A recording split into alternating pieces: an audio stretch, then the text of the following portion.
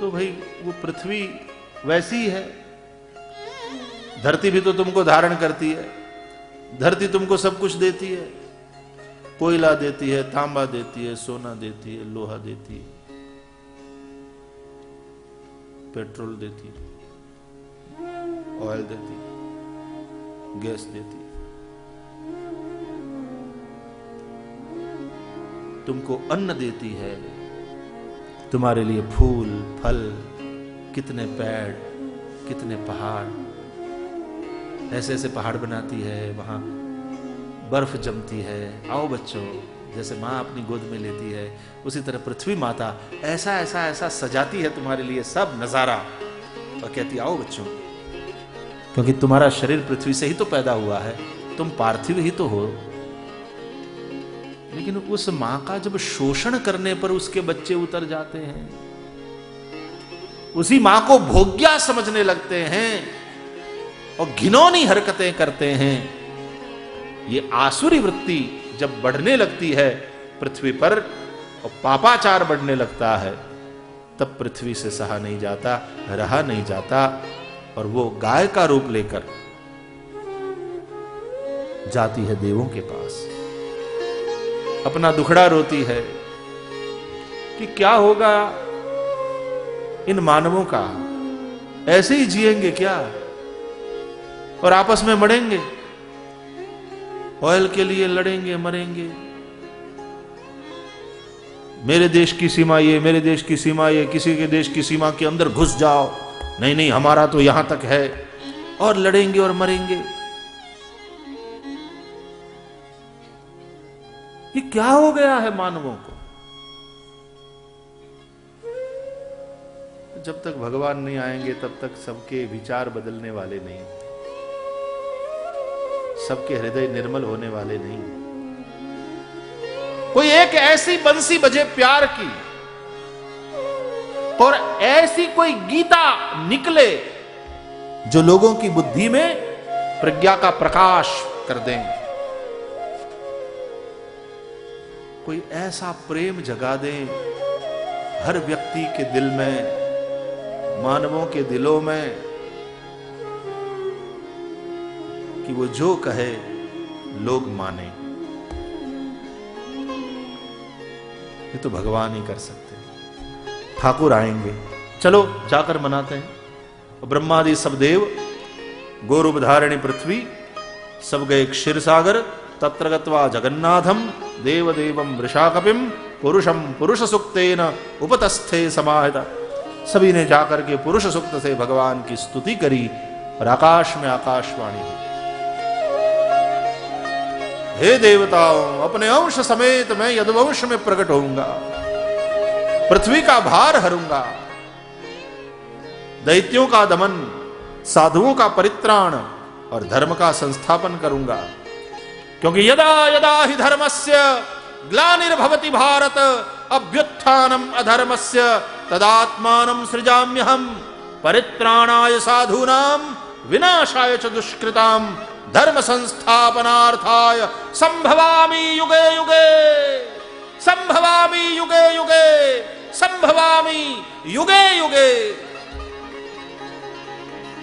वे परमात्मा जब जब होई धर्म के हानि, बाढ़ही असुर अधम अभिमानी, करही अनीति जाई नहीं बरनी, सीधही विप्र धेनु सुर धरनी, तब तब प्रभु धरि विविध शरीरा, हरहि कृपा निधि सज्जन पीरा। वे परमात्मा आने के लिए तैयार हुए। ब्रह्मादि देवताओं को तसल्ली हो गया, पृथ्वी को ढाढ़स बंधाया गया, वे सब निज निज धाम गए। ब्रह्मा जी की आज्ञा से देवगण ग्वार्य आदि बनकर या किसी न किसी रूप में श्री वृंदावन में, ब्रज में प्रकट होने लगे प्रभु के सानिध्य के लिए और प्रभु के स्वागत के लिए। किसी भी राष्ट्र का मुखिया, चाहे प्रधानमंत्री हो चाहे राष्ट्रपति हो, किसी अन्य देश की यात्रा के लिए जाए तो अकेले थोड़ी ना जाता है, पूरा हवाई जहाज, साथ में उस राष्ट्र के पत्रकार, उस राष्ट्र के उद्योगपति, अर्थ जगत के मानधाता लोग, अपनी ऑफिस के सारे कर्मचारी गण, अपने पीए वगैरह, संबंधित पोर्टफोलियो संभालने वाले सभी मंत्रीगण, क्योंकि कुछ वहाँ साइंस भी करने हैं नए नए, तो पूरा काफिला लेकर आते हैं ना। और कुछ लोग तो पहले से पहुंच जाते हैं। अच्छा, उस राष्ट्र में अपने राष्ट्र के दूत भी होते हैं, तो वो दूत भी पहले एक पूर्व भूमिका तैयार करते हैं।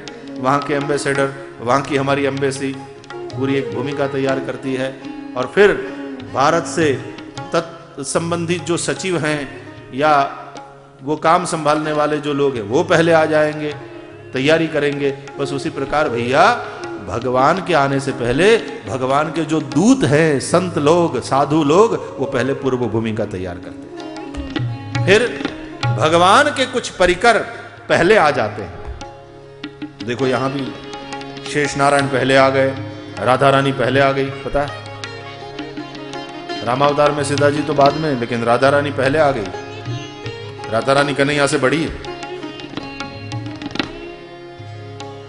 और वैसे देखा जाए तो भगवान की माया यहां श्री कृष्ण जन्म से पूर्व प्रकट होती है, यशोदा के घर में पुत्री बनकर के, इत्यादि। सब देवगण आ गए। भगवान आते हैं तो अकेले नहीं आते, पूरा गोलोक धाम अवतरित होता है। हाँ, राष्ट्रपति का एकला आंटो मारी आवे नहीं,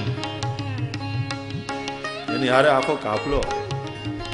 राष्ट्रपति अकेले नहीं आ सकते तो जगतपति अकेला कैसे आएगा? वो भी तो पूरे अपने गोलोक धाम को लेकर आएंगे। देवगण आए, भिन्न भिन्न रूप में अवतरित होने लगे।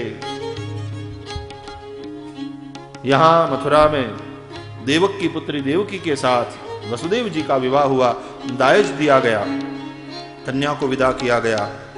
कंस ने बहन देवकी के रथ को चलाया सारथी बनकर। वो सहोदरा नहीं है, सगी बहन नहीं है, एक मां के ये संतान नहीं, वो देवक की बेटी है। और कंस उग्रसेन का बेटा। वैसे कथा तो यह है कि उग्रसेन का भी नहीं था, लेकिन उग्रसेन का कहलाया, ऐसी कथाएं। तो सहोदरा नहीं है, फिर भी बहन के प्रति उसका बड़ा स्नेह है, तो सारथी बना। हमारे यहाँ भारत में कई जातियों में ऐसी परंपरा है कि जब बहन की शादी होती है तो भाई उसको ससुराल तक पहुंचाने जाता है। तो कंस गया बहन को ससुराल पहुंचाने। जब रथ चलाने लगा तो आकाश में आकाशवाणी, अस्यास्त्वामष्टमो गर्भो हंतायाम बहसे बुध। हे अबुद्ध, जिस तेरी बहन देवकी के प्रति तेरा इतना स्नेह है, उसी के 8वें गर्भ से तेरा नाश होगा। भगवान ने सोचा, मैं जिनके द्वारा प्रकट होने जा रहा हूं उनके जीवन रथ का सारथी कंस हो, यह उचित नहीं है। जीवन रथ का सारथी कंस न हो। कंस है देहाभिमान, जिसकी दृष्टि ही देह में है, जो शरीर केंद्रीय है। वहां तो अनेक उपद्रव होने वाले हैं, यहां तो देव भाव से ऊपर उठना। भगवान वहां आते हैं।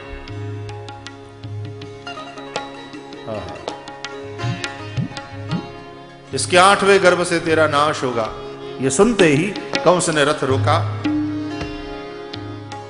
सोचा देवकी जिंदा रहेगी तो देवकी के 8वें गर्भ से मेरा नाश होगा। मैं देवकी को ही खत्म कर देता हूं। खड्ग निकाल कर देवकी के सर को काटने के लिए तैयार हुआ। देखो, जिस बहन के प्रति इतना स्नेह रखता था, अपनी मौत की खबर सुनकर के वो उसी बहन को मारने के लिए तैयार हो गया। तो भाई, दुष्टों के प्रेम में कोई भरोसा नहीं करना चाहिए। वो कैसी प्रीति होती है? दामिनी दमकरहन घन माही, खल के प्रीति जथा थिर नाही। दामिनी दमकरहन घन माही,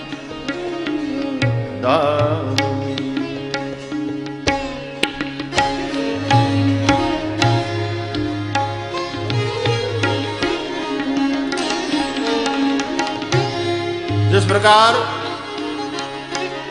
बारिश के दिनों में बादलों में बिजली स्थिर नहीं रहती, उसी प्रकार दुष्ट लोगों की प्रीति भी स्थिर नहीं होती। क्षणे रुष्टा क्षणे तुष्टा, रुष्टा तुष्टा क्षणे क्षणे, ये चलता रहता।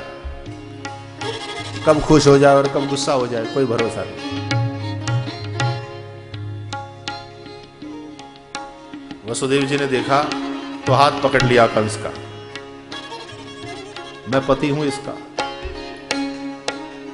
पति शब्द का अर्थ है पाति इति पति ही, जो रक्षा करे उसका नाम है पति, और भरण पोषण करे इसलिए भरता। कमातो हो तो भरता और रक्षा करे એટલે पति। ये दोनों शब्द है उसके, भरता और पति।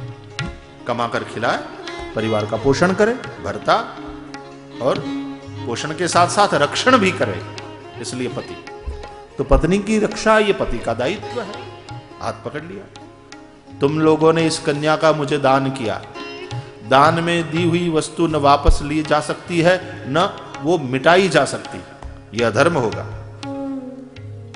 तो कंस ने कहा कि वसुदेव तुमने सुना नहीं, इसके 8वें गर्भ से मेरा नाश। वसुदेव जी ने कहा इसके 8वें गर्भ से है, इससे नहीं। इसको क्यों मार रहे हो? इसको मारने से तुम्हें स्त्री हत्या का पाप लगेगा, भगिनी हत्या करने से तुम्हारी बदनामी हो जाएगी। और कंस जैसा आदमी, अहंकारी आदमी बदनामी से बहुत डरता है। इसलिए कहते हैं ना, सबसे बड़ा रोग क्या कहेंगे लोग, ये सबसे बड़ा रोग कि क्या कहेंगे लोग। तो बोले इसको मत मारो, तुमको खतरा है इससे होने वाली संतान से, मैं तुम्हें वचन देता हूं इससे होने वाली संतान मैं तुम्हें दे दूंगा। अब वसुदेव जी का चरित्र ही ऐसा था कि वसुदेव जी जो बोले उसमें अविश्वास करने का कोई कारण नहीं था। कई लोगों का चरित्र है, ये बोल्यो એટલે હવે નહીં ફરે, અને કોકે મને કીધું ને, અરે પણ જરાય ભરોસો કરતો નહીં, ભરોસો કર્યા જેવો માણસ નથી। वसुदेव ऐसे व्यक्ति थे कि उन्होंने कह दिया तो कंस जैसे दुश्मन को भी विश्वास करना पड़ा। नजरबंद किया, समय गया, प्रथम पुत्र हुआ, वसुदेव जी ने सौंप दिया। कंस ने सोचा इससे मुझे कोई भय नहीं, मेरी मृत्यु तो 8वें से, लौटा दिया, जाओ। नारद जी आए कंस के पास, सोचा कंस और करुणा तुमने इस बच्चे को छोड़ दिया, आकाशवाणी ने 8वें गर्भ से तुम्हारा नाश कहा है, लेकिन कहां से गिनती करते हुए 8वां, पहले से, अंत से, बीच में से, मतलब कोई भी 8वां हो सकता है। तो उसने जिस बच्चे को जीवित छोड़ा था उसी बच्चे को अपने हाथों से मार दिया। इस प्रकार देवकी के 6 पुत्र हुए, 6 को कंस ने अपने हाथों उन माता पिता के सामने पत्थर की दीवार पर पटक कर उसके प्राण ले लिए। अब तो ऋषि मुनि भगवान से प्रार्थना करने लगे, प्रभु जल्दी आओ। स्विट्जरलैंड में 1 बज रहा है, भारत में सुबह के 4:30, अब विलंब न करो प्रभु, जल्दी पधारो। शेष नारायण आगे चले। वे देवकी मां के गर्भ में 7वें संतान के रूप में पधारे। भगवान ने योग माया को आदेश किया, शेष जी का देवकी मां के उदर से संकर्षण करो, और रोहिणी जी देवकी जी की दूसरी पत्नी नंद जी के गोकुल में रह रही हैं, उसके उदर में प्रस्थापित करो। योग माया ने यहां से लेकर शेष जी को वहां पधराया। देवकी को 7वें गर्भ का प्रसव ही नहीं हुआ, और वहां नंद बाबा के गोकुल में वसुदेव जी की पत्नी रोहिणी जी के उदर से बोलिए दाऊ जी महाराज की जय। कंस को समाचार मिला देवकी को 7वां गर्भ था, लेकिन अब नहीं है। नहीं है, क्या गड़बड़ है? तो एक ने कही कि महाराज कोई गड़बड़ नहीं, हमको तो लगता है कि आपके भय के कारण वो गर्भ गिर गया होगा। दूसरा बोला तो महाराज अच्छा ही हुआ, एक को मारने की झंझट से आप बच गए। तो तीसरा बोला कि महाराज यदि ये सत्य है तो अब जो आएगा सो 8वां आपका काल। चौथा बोला चापलूसी करते हुए, बस भी करो, हमारे महाराज तो काल के भी काल है। महाराज डरने की कोई बात नहीं, बस अब तक तो नजर बंद कर रखा था बहन को और बहनों को, अब कारागार में डाल दो। कंस ने कारागार में डाल दिया वसुदेव जी और देवकी जी को। कारागार में दोनों भजन कर रहे हैं। वसुदेव कौन है? विशुद्ध मन, वही वसुदेव। सत्वम विशुद्धम वसुदेव शब्दितम। देवकी कौन है? देवमयी बुद्धि, वही देवकी। तो हमारी बुद्धि देवमयी हो, कैसे होगी?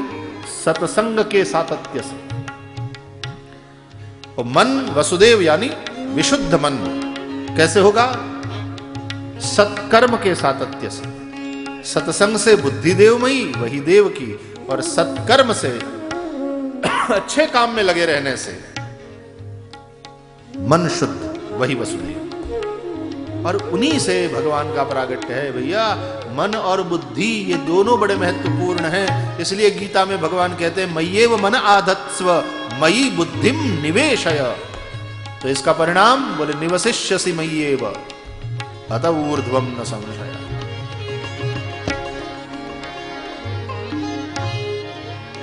श्रावण का महीना आया। यूपी आदि के अनुसार भादौ कृष्ण पक्ष, गुजरात महाराष्ट्र के अनुसार श्रावण कृष्ण पक्ष, अष्टमी तिथि, मध्यरात्रि। वसुदेव जी और देवकी जी कारागार में भजन कर रहे हैं। पूरा संसार सोया है और वसुदेव देवकी कारागृह में जाग रहे हैं, क्योंकि या निशा सर्वभूतानां तस्याम जागृति संयम।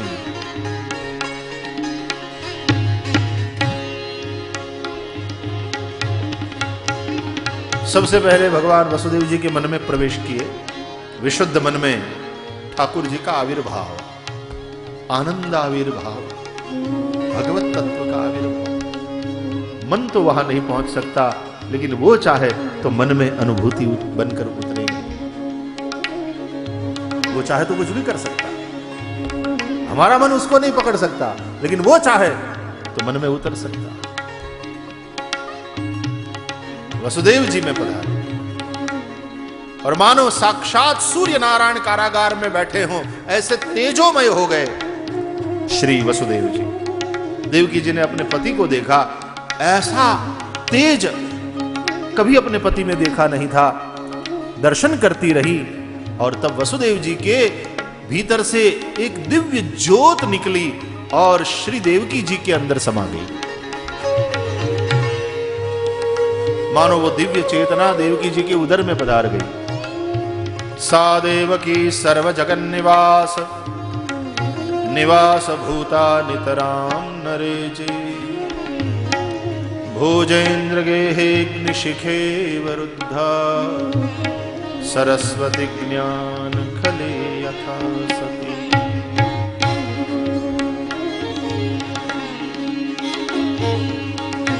ब्रह्मादि देव आए, देव की मां के गर्भ में भगवान पधारे हैं। सब लोग गर्भ की स्तुति करने लगे। सत्यव्रतम सत्यपरम त्रिसत्यम सत्यस्य योनिं निहितं च सत्ये सत्यस्य सत्यमृत सत्यनेत्रम सत्यात्मकं त्वां शरणं प्रपन्ना सत्यात्मकं सत्यात्मकं।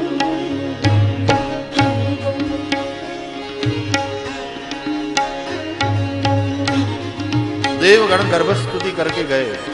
ये गर्भस्तुति के एक एक श्लोक का बड़ा सुंदर अर्थ है। एक एक श्लोक के एक एक पद, एक एक चरण, एक एक शब्द का सुंदर अर्थ है। लेकिन प्रायः फिर कृष्ण जन्मोत्सव की उत्सुकता में इस स्तुति के विस्तार पूर्वक दर्शन का अवकाश नहीं रहता।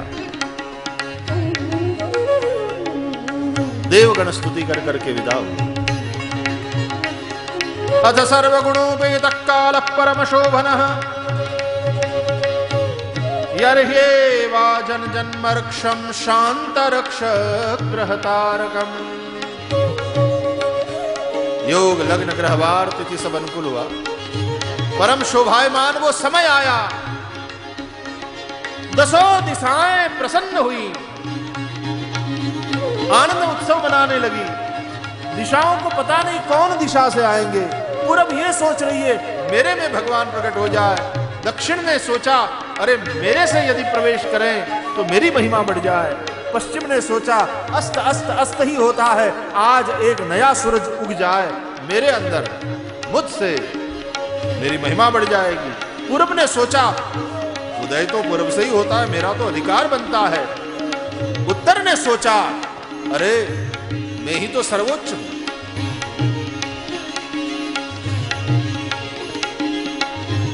धरती बड़ी प्रसन्न होकर रत्न देने लगी। महिमंगल भूयिष्ठ पुरग्राम व्रजा करा। भर चौमासे में धरती कीचड़ रहित हुई। भर चौमासे में आकाश स्वच्छ हुआ, उड़ुगण दिखने लगे, नक्षत्र तारे दिखने लगे। वववायु सुखस्पर्शः, शीतलमंद सुगंध, हवा चलने लगी, पवन चलने लगा। अग्नयश्च द्विजातीनां, ऋषिमुनियों के आश्रमों की यज्ञशाला की वेदिका में बुझी हुई अग्नि, बहुत समय से यज्ञ बंद हो गए थे, वेदिका में अग्नि बुझ गई थी, अपने आप प्रदीप्त हो उठी, स्वाहाकार होने लगा, आहुतियां पड़ने लगी, यज्ञारंभ हो गया सब जगह।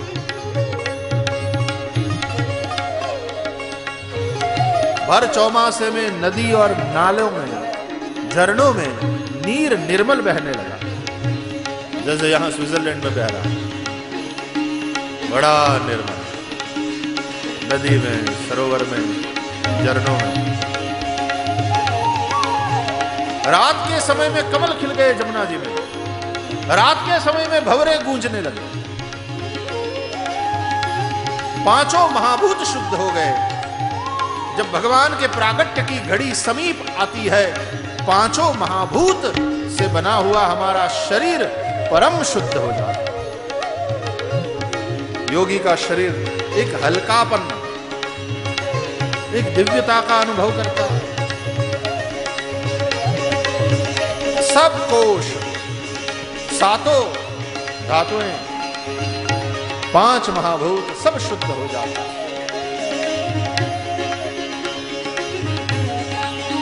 निशीथ बेला, चंद्रमा ने चलते हुए रोहिणी नक्षत्र में प्रवेश किया। भगवान ने सोचा मैं देव की मां के उदर से प्रकट होने जा रहा हूं, कहीं रोहिणी मां बुरा न मान ले कि क्या मैं वसुदेव पत्नी नहीं थी, मुझ में भी तो प्रकट हो सकते थे आप। इसलिए भगवान ने रोहिणी नक्षत्र पसंद किया ताकि रोहिणी मां को भी कह सकें कि मां हम तुझ में भी प्रकट हुए। सोचा मैं चंद्रवंश में प्रकट होने जा रहा हूं तो चंद्रमा की पत्नी में प्रकट होना चाहिए। चंद्रमा निशानाथ है, इसलिए निशा में, रात्रि में भगवान प्रकट हुए।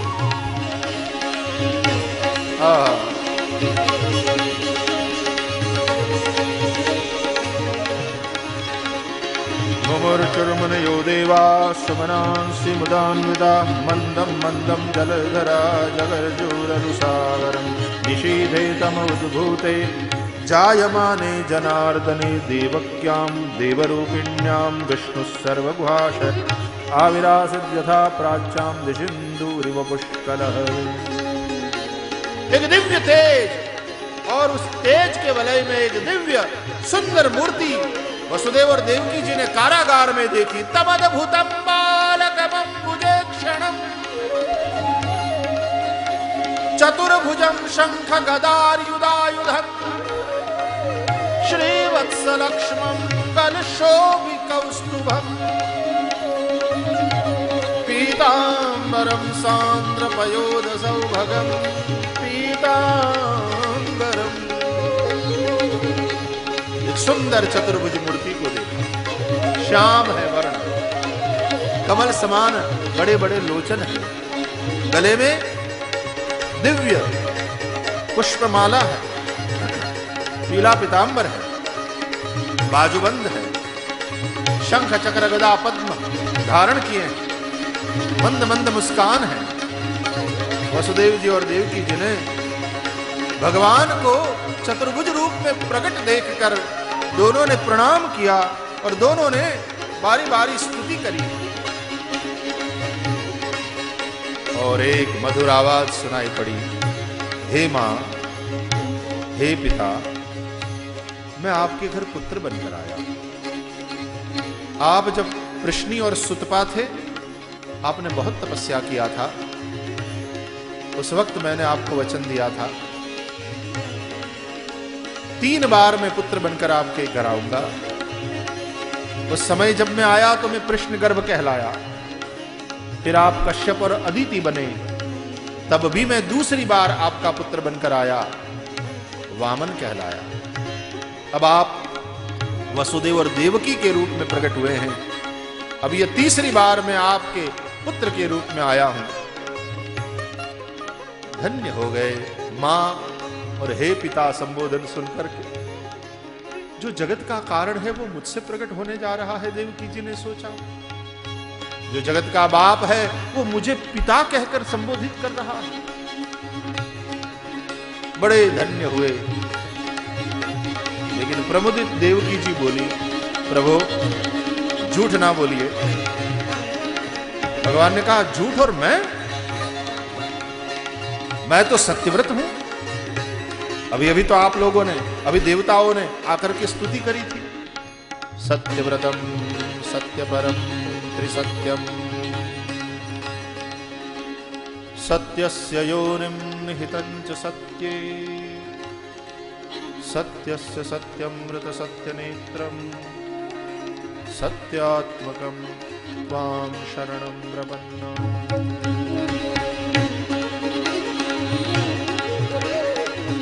देवकी जी ने कहा, और नहीं तो क्या?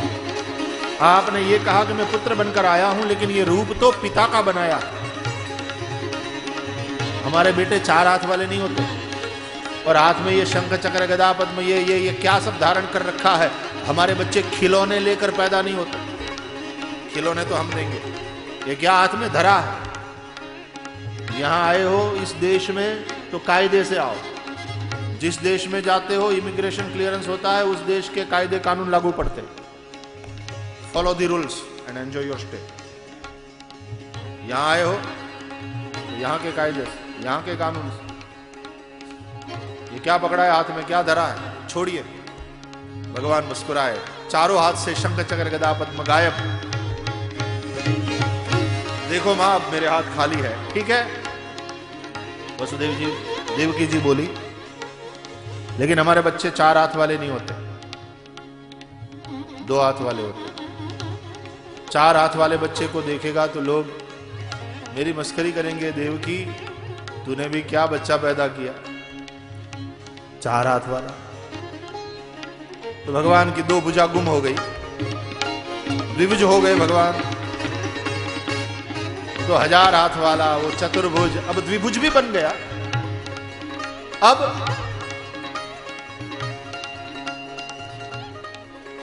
तो मां बोली, अभी भी ठीक नहीं है, कुछ अधूरा है। क्या? कपड़ा क्यों पहना? हमारे बच्चे कपड़े समेत पैदा नहीं होते, ये पीतांबर धारण करके खड़े हो। भगवान मुस्कुराए, तो नन्हे से शिशु बन गए। अब कोई वस्त्र आदि नहीं, यानी मुझे निरावृत ब्रह्म चाहिए, आवरण वाला ब्रह्म नहीं। मैं उस निरावृत ब्रह्म का अनुभव करना चाहता हूं, बिना किसी आवरण के शुद्ध ब्रह्म। अब बोले ब्रह्म हो, निरावृत ब्रह्म हो, ये तो सिद्ध हो गया, लेकिन अभी एक कमी है। क्या? सच्चिदानंद घन हो ये तो ठीक है, लेकिन जब पुत्र बनकर आए हो, भक्ति की दृष्टि से आए हो, तो हमारे बच्चे जब पैदा होते हैं तो हंसते नहीं हैं, रोते हैं। इसलिए हंसना बंद करिए, रोइए तो सुन बचन सुजाना, रोदन ठाना, होई बालक सुर भूपा, यह चरित जगावहि, हरिपद पावहि, तेन परहि भव कृपा। और मां देवकी की गोद में वो नन्हे से शिशु बनकर भगवान रुदन करते हुए बोलिए बाल कृष्ण लाल की जय। ब्रह्म को रुला दिया जो सच्चिदानंद घन है। रोते हुए लाला को देखकर मां प्रसन्न तो हुई, लेकिन तत्क्षण बोली चुप कर मेरे लाल, चुप कर, तेरा मामा सुन लेगा, आ जाएगा, मार डालेगा, चुप कर, चुप हो जा। तो भगवान तो बड़े हम कंफ्यूज, अभी कह रही थी रोइए, अब कह रही हो बंद हो जाइए, चुप करिए, I am confuse. What do you exactly want me to do? Should I cry? क्या चाहती क्या है आप? और उसी वक्त वसुदेव जी ने टोपला तैयार किया, उसमें वस्त्र बिछाया, बाल कृष्ण लाल को लेकर के टोपले में पधराया। लाओ देवी, ले चलता हूं। कहां? कंस के पास। आपकी वचन में बड़ी प्रीति है। वसुदेव जी बोले, वचन से बढ़कर के मेरी जिंदगी में महत्वपूर्ण और कुछ नहीं, सत्य ही सबसे श्रेष्ठ है देवी। लेकिन जब ठाकुर आए हैं हमारे पुत्र बनकर के, तो कुछ निछावरी भी तो करनी पड़ेगी। मैं कारागार का कैदी हूं इस वक्त, निछावरी करने लायक कोई मूल्यवान चीज इस वक्त मेरे पास है नहीं। हां, एक क्षत्रिय के रूप में वचन से बढ़कर मूल्यवान चीज कोई नहीं होती। क्षत्रिय के लिए तेरे भाई को दिया हुआ वचन ही सबसे मूल्यवान है। चलो उसी को निछावर कर देता हूं अपने लाला के ऊपर से, ओढ़ घोड़।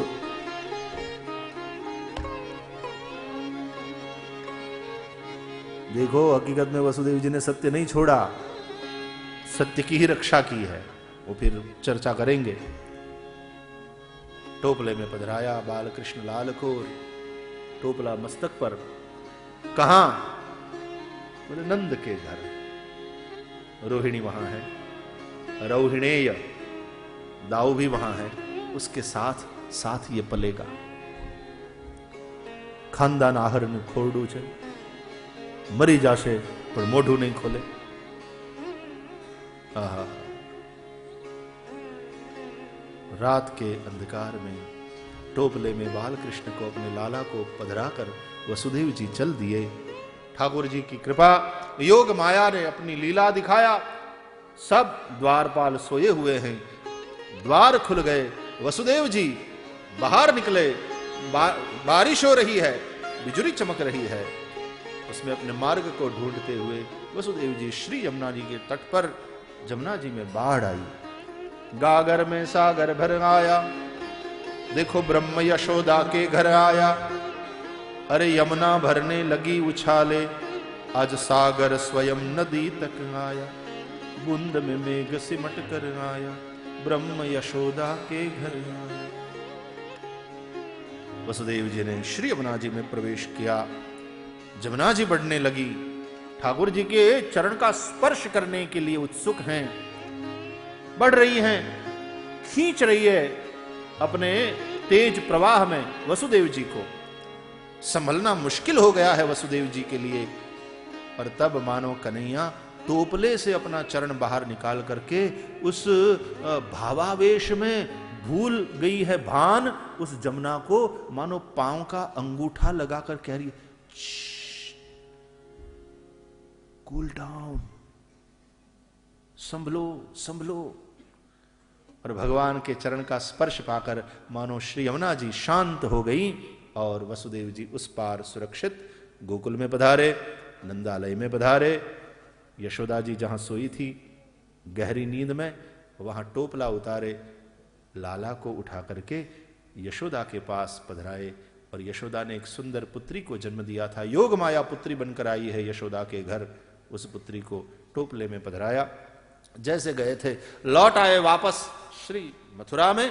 कारागार में आते ही द्वार बंद हुए, द्वारपाल जागे, योग माया रोने लगी। ठाकुर आए तो किसी को पता नहीं चला, लेकिन माया आई सबको पता चल गया। जिसको भगवत प्राप्ति होती है वो खुद ही जानता है, बाकी संसार को जल्दी पता नहीं चलता, लेकिन जिसके भी घर में माया आती है पूरी दुनिया को पता चल जाता है। इनकम टैक्स वालों को भी पता चल जाता है इसके घर में माया आई, वो भी धमकते हैं इतना टैक्स भरो, इतना निकलता है। कंस को समाचार मिला और कंस दौड़ कर आया, देखा पुत्री है, आश्चर्य हुआ, जिससे मेरी मौत है, देवकी का वो 8वां गर्भ पुत्री। वो अबला जो भी हो, मुझे तो 8वें गर्भ से काम है। उस पुत्री को घुमाया पकड़कर, तो दे मारा पत्थर की दीवार में, टकराई नहीं, गुम हो गई। आवाज नो आयो, कहीं दबा को न हंबड़ानो, गई क्या, कहां गई, कहां गई। अचानक अष्टभुजा के रूप में प्रकट हुई, अट्टहास्य करती हुई बोली, दुष्ट, तू मुझे क्या मारेगा, तेरी मौत सुरक्षित स्थान में पहुंच गई है। कहकर वो अट्टहास्य करती हुई अंतर्ध्यान हो गई। कंस बड़ा परेशान, समझ में नहीं आया वो कौन थी। हवा की गुड़िया, हवा में हवा हो गई, वो क्या कह गई, એને જાણે ચિત્ત ભ્રમ થઈ ગયો। પછી સેવકો બધા લઈ ગયા, મહારાજ કાંઈ નથી, કાંઈ નથી, હાલો ઘેર હાલો, બધા હારાવાના થશે। हवा की गुड़िया, हवा में हवा हो गई, वो कौन थी। उसको संभाल करके ले गए और वहां चलो हम चलते हैं कन्हैया के पास। गोकुल में भोर भई,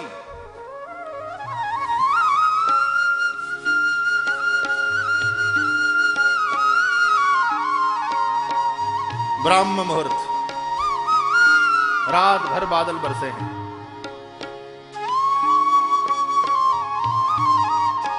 सुबह में जमुना जी बह रही है, शीतल मंद सुगंधी हवा चल रही है। कोई ग्वारिया गायों को लेकर जा रहा है जंगल की ओर चराने, बांसुरी बजाता हुआ, वेणु के मधुर स्वर सुनाई दे रहे हैं। नंद बाबा जागकर नित्य नियम अनुसार गौशाला में गायों की सेवा के लिए पधारे हैं। और यहां लाला सोच रहे हैं, वाओ वंडरफुल, क्या नजारा, बड़ा प्यारा वातावरण है। पहली बार मैं प्रकट हो रहा हूं यहां श्री स्विट्जरलैंड में।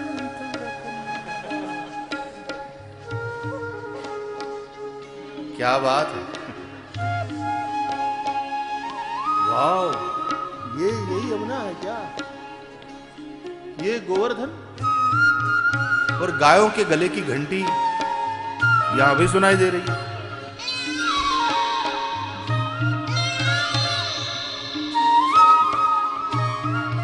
वाह, कब से आए हैं लेकिन कोई बुलाता भी नहीं। मैया तो सो रही है, चलो पहले मैया को जगाते हैं। और कन्हैया ने रोना शुरू किया।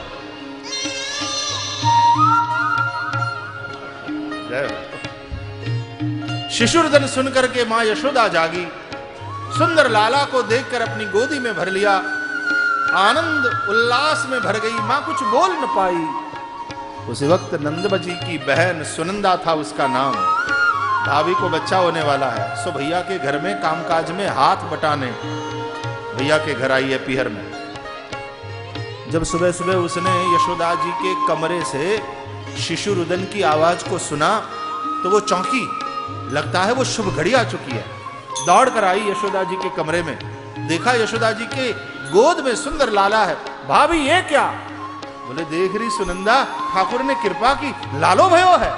सुनते ही सुनंदा, सच, अभी जाकर भैया को सुनाती हूं। दौड़ कर गई गौशाला में, भैया भैया सुनो, बधाई हो, आपके लालो भयो है। और सुनते ही नंद के आनंद भयो, नंद के आनंद भयो, मैया यशोदा को लालो भयो, मैया यशोदा को लालो भयो, गोकुल में आनंद भयो, गोकुल